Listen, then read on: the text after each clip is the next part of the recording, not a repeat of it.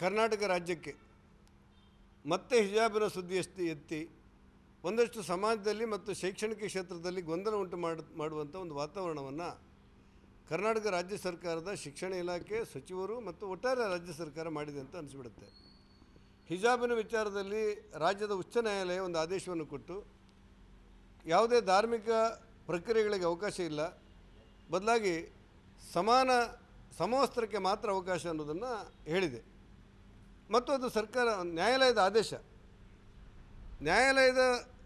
ರಾಜ್ಯದ ಹೈಕೋರ್ಟಿನ ಆದೇಶವನ್ನು ವಿರೋಧಿಸಿ ಒಂದೆರಡು ಜನ ಸುಪ್ರೀಂ ಕೋರ್ಟ್ ಹೋಗಿದ್ದಾರೆ. ಸುಪ್ರೀಂ ಕೋರ್ಟು ಕರ್ನಾಟಕದ ನ್ಯಾಯಾಲಯ ಕೊಟ್ಟಿರುವಂಥ ಆದೇಶಕ್ಕೆ ತಡೆಯಾಜ್ಞೆ ಕೊಟ್ಟಿರಲಿಲ್ಲ ಮತ್ತು ಅಲ್ಲಿ ಸುಪ್ರೀಂ ಕೋರ್ಟಿನ ತೀರ್ಪುಗಳು ಕೂಡ ಏನು ಹೊರಬಂದಿಲ್ಲ. ಹಾಗಾಗಿ ರಾಜ್ಯದ ಉಚ್ಚ ನ್ಯಾಯಾಲಯ ಏನು ಆದೇಶವನ್ನು ಕೊಟ್ಟಿತ್ತೆ ಅದು ಇವತ್ತು ಅನುಷ್ಠಾನದಲ್ಲಿದೆ. ರಾಜ್ಯದ ಉಚ್ಚ ನ್ಯಾಯಾಲಯ ಕೊಟ್ಟಿರುವಂಥ ಆದೇಶದ ಅನುಷ್ಠಾನ ಇದ್ದು ಸುಪ್ರೀಂ ಕೋರ್ಟಿನ ತಡೆಯಾಜ್ಞೆ ಇಲ್ಲದಿರುವಂಥ ಪ್ರಕರಣದಲ್ಲಿ ಒಂದು ಇಲಾಖೆ ಸುತ್ತೋಲೆ ಹೊಡಿಸ್ತದೆ ಅಂತ ಹೇಳಿದರೆ ನನ್ನ ದೃಷ್ಟಿಯಲ್ಲಿ ಇದು ಯಾವ ಘಟನೆಗಳು ಕೂಡ ಇಲ್ಲಿವರೆಗೆ ಇಂಥದ್ದು ನಡೆದಿಲ್ಲ. ನ್ಯಾಯಾಲಯದ ಆದೇಶವನ್ನೇ ಮೀರಿ ಅಥವಾ ಅದಕ್ಕೇನಾದರೂ ಒಂದು ತಿದ್ದುಪಡಿ ತಂದು ಏನಾದರೂ ಕಾನೂನನ್ನು ರಚನೆ ಮಾಡಿ ನ್ಯಾಯಾಲಯಕ್ಕೆ ಮನವರಿಕೆ ಮಾಡುವುದನ್ನು ಬಿಟ್ಟು ನ್ಯಾಯಾಲಯದ ಆದೇಶ ಇದ್ದಂತೆ ಕೂಡ ಸುಪ್ರೀಂ ಕೋರ್ಟಿನ ತಡೆಯಾಜ್ಞೆ ಇಲ್ಲದೇ ಇರುವಂಥ ಪರಿಸ್ಥಿತಿಯಲ್ಲಿ ಇವತ್ತೊಂದು ಶಿಕ್ಷಣ ಇಲಾಖೆ ಆದೇಶವನ್ನು ಹೊಡ್ತಾ ಅಂತ ಹೇಳಿದರೆ ಆ ಆದೇಶವನ್ನು ಮಾಡಿರುವಂಥ ಸಚಿವರಾಗಲಿ ಸರ್ಕಾರವಾಗಲಿ ಇಲಾಖೆ ಆಗಲಿ ಅವರು ಮಾಡಿರೋ ಮಾನದಂಡ ಏನು ಅನ್ನೋದೇ ಅರ್ಥ ಆಗ್ತಿಲ್ಲ. ಒಟ್ಟಾರೆ ಇದು ಘಟನೆಯಿಂದ ಏನಾಗಿದೆ ಅಂತ ಹೇಳಿದರೆ ಒಂದಷ್ಟು ಶಾಂತವಾಗಿರುವಂಥ ಶಿಕ್ಷಣ ಇಲಾಖೆ, ನೆಮ್ಮದಿಯಲ್ಲಿರುವಂಥ ಒಂದು ಸಮಾಜ ಒಂದು ರೀತಿಯ ಗೊಂದಲ ವಾತಾವರಣ ಮಾಡುವಂಥ ಒಂದು ವಾತಾವರಣ ಇವತ್ತು ನಿರ್ಮಾಣ ಆಗಿದೆ.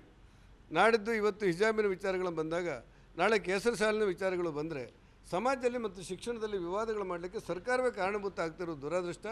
ಒಟ್ಟಾರೆ ಸರ್ಕಾರದ ನಿಲುವು ಖಂಡನೀಯ ಅನ್ನುವಂಥ ಮಾತನ್ನು ಹೇಳಬೇಕಾಗಿದೆ. ಸರ್ಕಾರಕ್ಕೆ ಕಾನೂನಿನ ಅರಿವಿನ ಕೊರತೆಯೋ ಅಥವಾ ಓಲೈಕೆಯೋ ಯಾವ ಥರ ಇದನ್ನು ಅಲ್ಲ, ನನಗನ್ನಿಸುತ್ತೆ ಈಗ ಸುದ್ದಿ ಇರುವುದು ದಾವಣಗೆರೆ ಫಲಿತಾಂಶದಿಂದಾಗಿ ಅಲ್ಪಸಂಖ್ಯಾತ ಸಮುದಾಯಕ್ಕೆ ಒಂದಷ್ಟು ಸಾಂತ್ವನವನ್ನು ಕೊಡಬೇಕು ಅನ್ನೋದು ಅವ್ರ ವಿಚಾರ ಇರ್ಬೋದು, ಅವ್ರ ಚರ್ಚೆ ಇರ್ಬೋದು, ಸರ್ಕಾರದ ನಿಲುವು ಇರ್ಬೋದು. ಆದರೆ ನ್ಯಾಯಾಲಯದ ಆದೇಶವನ್ನು ಮೀರಿ ಒಂದು ಸುತ್ತೋಲೆಯನ್ನು ಹೊಡಿಸ್ತೇವೆ ಅಂತ ಹೇಳೋದು, ಯಾರನ್ನೇ ಸಾಂತ್ವನ ಮಾಡೋಕ್ಕಾದರೂ ಕೂಡ ಕಾನೂನನ್ನೇ ಮೀರಿ ಸುತ್ತೋಲೆ ಹೊಡಿಸುವಂಥ ಅಧಿಕಾರ ನನಗೆ ಗೊತ್ತಿರುವಂತೆ ಸರ್ಕಾರಕ್ಕಾಗಲಿ ಇಲಾಖೆಗಾಗಲಿ ಇಲ್ಲ. ಇದೊಂದು ರೀತಿಯ ಬೇಜವಾಬ್ದಾರಿ ನಡವಳಿಕೆ ಅಂತ ಅನಿಸ್ಬಿಡುತ್ತೆ. ಸಿದ್ದರಾಮಯ್ಯನವರು ಕಾನೂನು ಪಂಡಿತರಾಗಿದ್ದಕ್ಕೆ ಯಾಕೆ ಸಹಮತ ವ್ಯಕ್ತಪಡಿಸ್ತಾ ಇದ್ದಾರೆ ಅನ್ನೋದು ನಮ್ಗೆ ಅರ್ಥ ಆಗಿಲ್ಲ. ಎಲ್ಲವೂ ಇದನ್ನು ಒಟ್ಟಿಗೆ ತಗೊಂಡು ಹೋಗಿದೆ. ಅಲ್ಲ, ಜನಿವಾರ ಕಟ್ ಮಾಡಿ ಆಯಿತು ಇವರದೇ ಸರ್ಕಾರದಲ್ಲಿ ಜನಿವಾರ ಕಟ್ ಮಾಡಿ ಆಯಿತು. ಈಗ ಆ ಹಿಜಾಬಿನ ಪ್ರಕರಣದಲ್ಲಿ ಒಂದಷ್ಟು ಓಲೈಕೆ ರಾಜಕಾರಣಕ್ಕೆ ಜನಿವಾರವನ್ನು ಒಂದು ಉಲ್ಲೇಖ ಅಂತೇಳಿ ಮಾಡಿದ್ದಾರೆ ಬಿಟ್ಟರೆ ಇದರಲ್ಲಿ ಯಾವುದೇ ಗೊಂದಲಗಳು ನಡೀತಾ ಇಲ್ಲ. ಬದಲಾಗಿ ಅನಾಹುತ ಮಾಡುವಂಥ ವ್ಯವಸ್ಥೆಗಳಿಗೆ ಸರ್ಕಾರ ಕೈ ಇಕ್ಕಿದೆ.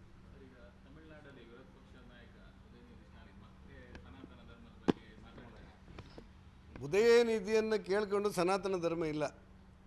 ಉದಯನಿಧಿ ಅಂತವರು, ಅವರ ತಂದೆ ಅಂತವರು, ಅವರ ಅಜ್ಜ ಅಂತವರು, ಮತ್ತಾರು ದೊಡ್ಡವರೆಲ್ಲ ಈ ಸನಾತನ ಧರ್ಮವನ್ನು ನಿರ್ನಾಮ ಮಾಡ್ತೇನೆ ಅಂತ ಹೇಳಿ ಅವರು ನಿರ್ನಾಮ ಆಗಿದ್ದು ಬಿಟ್ಟರೆ ಸನಾತನ ಧರ್ಮ ನಿರ್ನಾಮ ಆಗಿಲ್ಲ. ಹಾಗಾಗಿ ಉದಯನಿಧಿಯ ಒಂದು ಮಾತಿಂದಾಗಿ ಸನಾತನ ಧರ್ಮ ನಿರ್ನಾಮ ಆಗುವುದೂ ಇಲ್ಲ, ಅಥವಾ ಸನಾತನ ಧರ್ಮ ನಿರ್ನಾಮ ಆದವರು ಯಾರೂ ಕೂಡ ಉಳಿಯಲೂ ಇಲ್ಲ. ಆ ಕಾರಣಕ್ಕೋಸ್ಕರ ಅವ್ರ ಮಾತಿಗೆ ಹೆಚ್ಚು ಮೌಲ್ಯಗಳನ್ನು ಕೊಡಬೇಕು ಅಂತ ಅನಿಸಿಲ್ಲ. ಅವರಷ್ಟಕ್ಕೆ ಅವ್ರು ಹೇಳ್ತಾ ಇರಲಿ.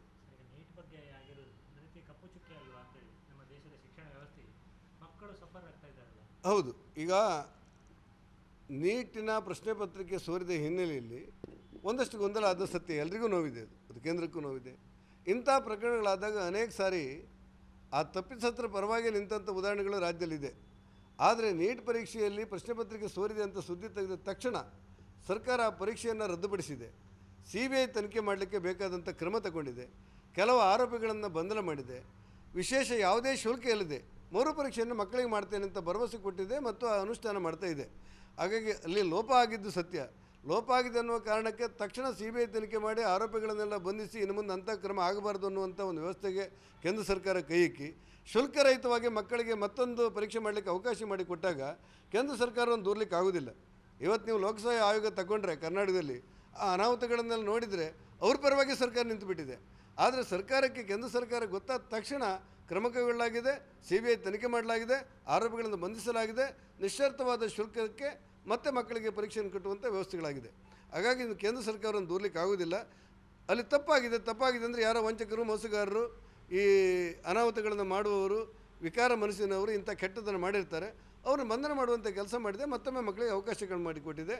ಈ ಪಾರದರ್ಶಕತೆಯನ್ನು ಕಾಯ್ದುಕೊಂಡದಕ್ಕೋಸ್ಕರ ಕೇಂದ್ರ ಸರ್ಕಾರ ಅಭಿನಂದನಾರ್ಹ ಅಂತ ಅನಿಸಿದೆ.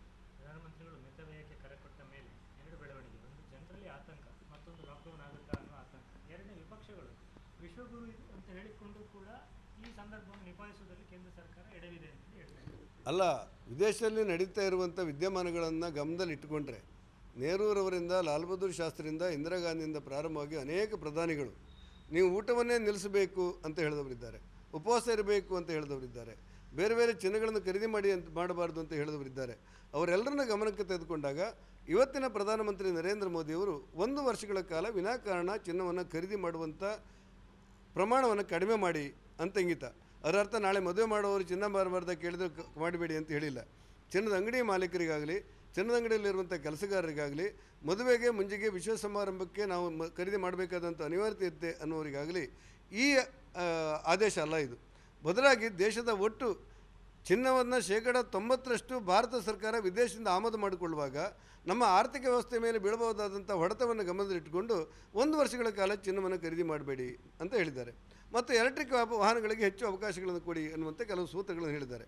ಇದು ಜನರ ಹಿತದೃಷ್ಟಿಯಿಂದ ಮಾಡಿರುವಂಥದ್ದು. ಇಂಥ ಒಬ್ಬ ಪ್ರಧಾನಿ ಸ್ವಾರ್ಥರಹಿತವಾಗಿ ದೇಶಕ್ಕೋಸ್ಕರ ಜನರಿಗೆ ಮನವಿ ಮಾಡುವಂಥ ಪ್ರಧಾನಿಯ ಒಟ್ಟು ಆಶಯಗಳನ್ನು ಗಮನದಲ್ಲಿ ಇಟ್ಕೊಳ್ಳೋದು ಬಿಟ್ಟು ಕಾಂಗ್ರೆಸ್ಗೆ ಅವರು ಮನಸ್ಸಿಗೆ ಬಂದಾಗ ಮಾತಾಡ್ತಿರೋದೇ ಆಶ್ಚರ್ಯ ಅಂತ ಅನಿಸ್ಬಿಡುತ್ತೆ.